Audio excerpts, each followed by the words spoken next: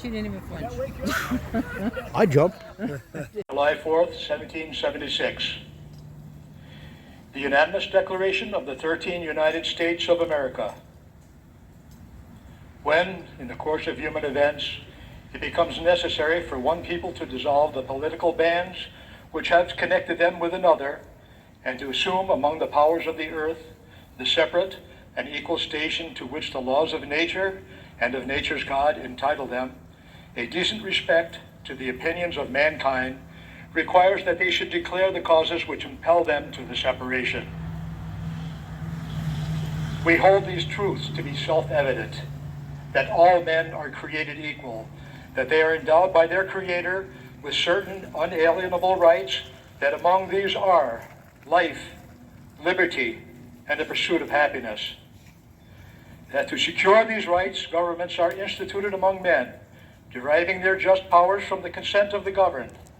That when any form of government becomes destructive of these ends, it is the right of the people to alter or to abolish it, and to institute new government, laying its foundation on such principles and organizing its powers in such form as to them shall seem most likely to affect their safety and happiness. Prudence, indeed, will dictate that governments long established should not be changed for light and transient causes. And accordingly, all experience has shown that mankind are more disposed to suffer while evils are sufferable than to right themselves by abolishing the forms to which they are accustomed. But when a long train of abuses and usurpations, pursuing invariably the same object, evinces a design to reduce them under absolute despotism, it is their right, it is their duty to throw off such government and to provide new guards for their future security. Such has been the patient sufferance of these colonies, and such is now the necessity which constrains them to alter their former systems of government. The history of the present King of Great Britain is a history of repeated injuries and usurpations, all having in direct object the establishment of an absolute tyranny over these states. To prove this, let facts be submitted to a candid world.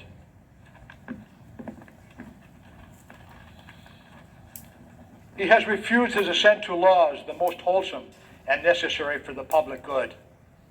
He has forbidden his governors to pass laws of immediate and pressing importance, unless suspended in their operation till his assent could be obtained, and when so suspended, he has utterly neglected to attend to them. He has refused to pass other laws for the accommodation of large districts of people, unless those people would relinquish the right of representation in the legislature, a right inestimable to them and formidable to tyrants only. He has called together legislative bodies at places unusual, uncomfortable, and distant from the depository of their public records, for the sole purpose of fatiguing them into compliance with his measures. He has dissolved representative houses repeatedly for opposing with manly firmness his invasions on the rights of the people. He has refused for a long time after such dissolutions to cause others to be elected, whereby the legislative powers, incapable of annihilation, have returned to the people at large for their exercise, the state remaining in the meantime exposed to all the dangers of invasion from without and convulsions within. He has endeavored to prevent the population of these states for the purpose of obstructing the laws for naturalization of foreigners, for refusing to pass others to encourage their migrations hither, and raising the conditions of new appropriations of lands. He has obstructed the administration of justice by refusing his assent to laws for establishing judiciary powers. He has made judges dependent on his will alone for the tenure of their offices and the amount and payment of their salaries. He has erected a multitude of new offices and sent hither swarms of officers to harass our people and eat out their substance. He has kept among us, in times of peace, standing armies without the consent of our legislatures. He has affected to render the military independent of and superior to the civil power. He has combined with others to subject us to a jurisdiction foreign to our Constitution and unacknowledged by our laws, giving his assent to their acts of pretended legislation. For quartering large bodies of armed troops among us, for protecting them by mock trial from punishment for any murders which they should commit on the inhabitants of these states, for cutting off our trade with all parts of the world, for imposing taxes on us without our consent, for depriving us, in many cases, of the benefits of trial by jury, for transporting us behind seas to be tried for pretended offenses, for abolishing the free system of English laws in a neighboring province, establishing therein an arbitrary government and enlarging its boundaries so as to render it an example and fit instrument for inducing the same absolute rule to these colonies, for taking away our charters, abolishing our most valuable laws, and altering fundamentally the forms of our governments, for suspending our own legislators and declaring themselves invested with power to legislate for us in all cases whatsoever. He has abdicated government here by declaring us out of his protection and waging war against us. He has plundered our seas, ravaged our coasts, burnt our towns, and destroyed the lives of our people. He has at this time transporting large armies of foreign mercenaries to complete the works of death, desolation, and tyranny, already begun with circumstances of cruelty and perfidy scarcely paralleled in the most barbarous ages and totally unworthy the head of a civilized nation.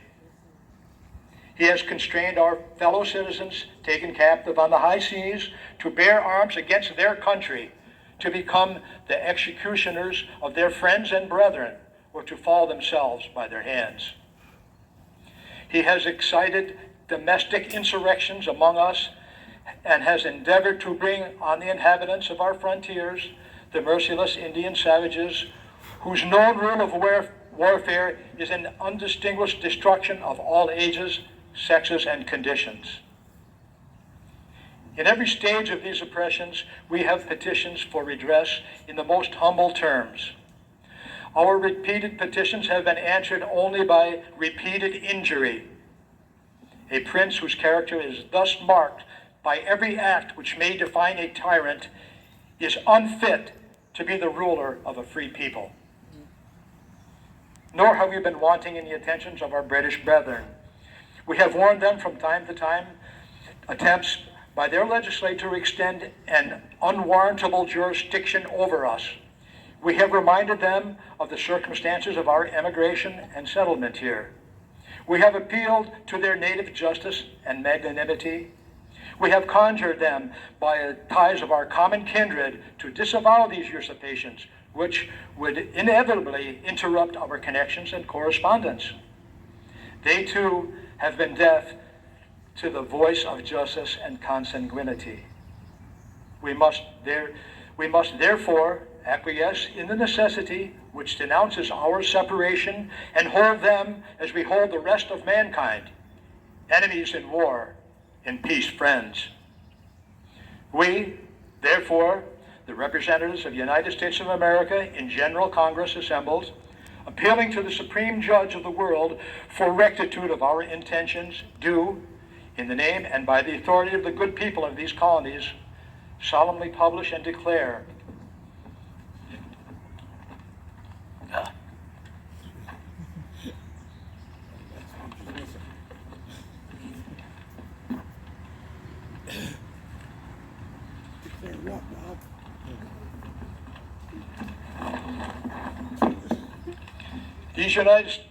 these united colonies are, and by a right ought to be free and independent states, that they are absolved from all allegiance to the British Crown, and all political connection between them and the state of Great Britain is and ought to be totally dissolved, and that as free and independent states establish Congress to do all other things which independent states of may right do.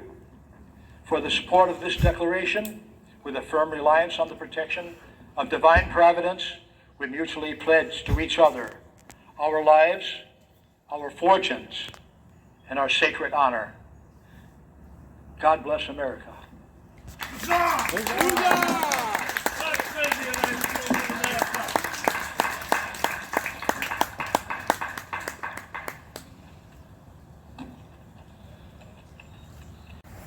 If you're not used to it, I'm, this would be about I'm the still gonna closest you jump. want to get. I'm still gonna jump. Yeah. Because it is loud. I'll turn my hearing aids down. Yeah, that would. If you got them, turn them down.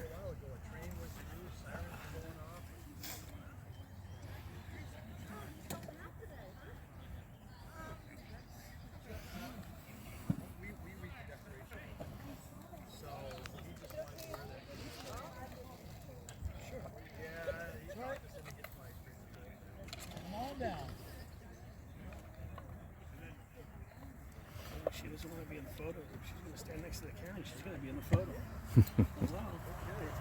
My job is to make sure that they photo. Yep.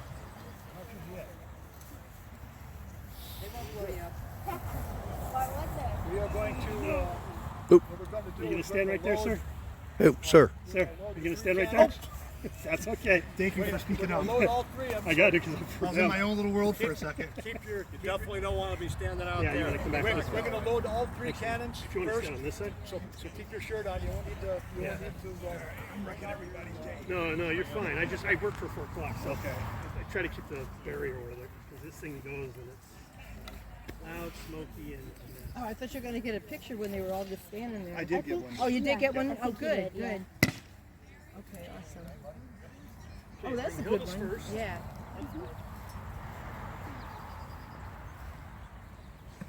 Yeah, because it's neat when they got people dressed up. So the funniest thing is the littlest You're one is dressed the up, so- loudest of the bunch. I heard one go off earlier, and I was way down in the house. Yeah, she's the loudest of the bunch. It's all because of the barrel size, and they're using the same type of charge for each barrel. So the more packed it is in the barrel, the more the pressure it has. Now he's putting in water. Hearing like 50 of these things at once. Oh, yeah, and all the other guns. The gun room. Yeah. If we had our entire field through here, then they'd be firing one after another. Are these Loading it. three original, or are they? Prime it. So Putting it down the bottom. that one there, the cannon itself, Revolution. Yeah, I'm trust me. not sure. I think this one's a swivel and that one's a swivel. I'm That not way you sure can the find out air who's goes louder. to the blue one, which is ours. Okay. Yeah, Bob the cannon there. He's really got to think about it. We helped get that one designed and made after ours got stolen. Yeah, years ago somebody stole it off the property. Broke the entire body, just took the front.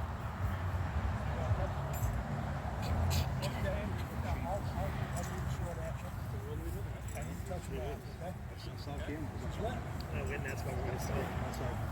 Plus, two of us are here on the side Oh, my tonight. gosh, they're good. Are you ready, Mr. Ready, folks? Yes, sir. They're loud. It's like, oh my god. Fire!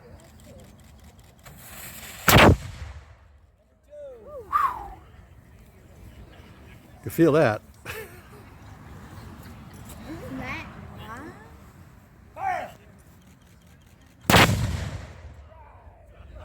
Whoa.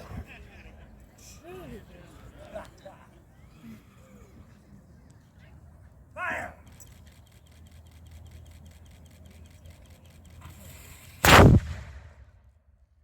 Very good. Here, out of my left ear. I had to turn my hearing aids down so I could hear. I can hear perfectly. Oh, trust me. Do you live around here? Charleston. Okay. Up in Charleston. You live Four Corners. Yep. I actually You're the